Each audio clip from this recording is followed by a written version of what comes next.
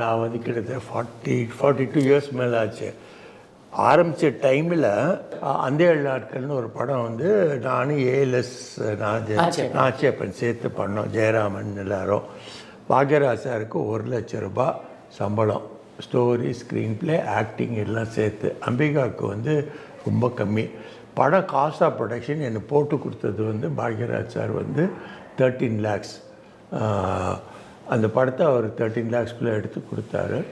பூஜை போட்ட அன்னைக்கு சார் வாகினியில் போட்டோம். எம்எஸ் விஸ்வநாதன் தான் வந்து மியூசிக்கு. ஃபஸ்ட்டு டே அன்னைக்கே எல்லா ஏரியாவிலேருந்து சார் சொல்லிட்டு இந்த எவ்வளோ நல்லா இருந்த இண்டஸ்ட்ரின்னு எல்லாரும் வந்தாங்க சார். நிறைய பேர் வந்து பூஜையிலே அட்வான்ஸ் கொடுத்தாங்க வினோத். அதை வச்சு நான் என்னோடய இன்வெஸ்ட்மெண்ட் என்ன தெரியுன்னா நம்பவே மாட்டேங்க, 10,000 rupees தான். மீதி எல்லாமே வந்து டிஸ்ட்ரிபியூட்டர்ஸ் கொடுத்தது தான்.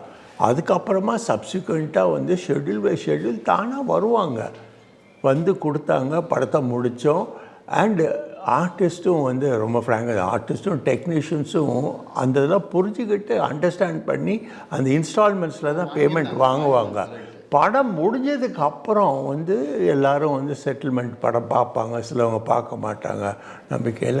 எல்லாம் வந்து பணத்தை கொடுக்கும்போது நாங்கள் போய் எல்லோரும் செட்டில் பண்ணுவோம். தேர் வேர் ஆர்டிஸ்ட். இன்றைக்கி நான் எக்ஸாம்பிளே சொல்ல, சத்யராஜ் சாருக்கு ஒரு படம் முடிஞ்சு போயிடுச்சு. சார் வந்து அவுட்டோர் போயிட்டார், பேலன்ஸ் இருந்தது. நான் இப்போ ராமநாதன் தான் அவரோட மேனேஜர். அவரை கூப்பிட்டு நான் சொன்னேன், சார் பேலன்ஸ் இருக்குது வந்து எடுத்துகிட்டு போங்கன்னு. ஐயோ அது பரவாயில்ல சார், பேங்க் மாதிரி சார், நம்ம மெதுவாக வந்து வாங்கிக்கிறார். இன்றைக்கி யார் அந்த மாதிரி, இன்றைக்கி இருக்கிற சூழ்நிலை உங்களுக்கு தெரியும். இன்றைக்கி நம்மளுக்கு இன்ஃப்ளோவே கிடையாதுங்க. டிஸ்ட்ரிபியூட்டர்ஸ்கிட்டேருந்து முன்னாடி வந்துட்டு இருந்தது, அது இல்லை.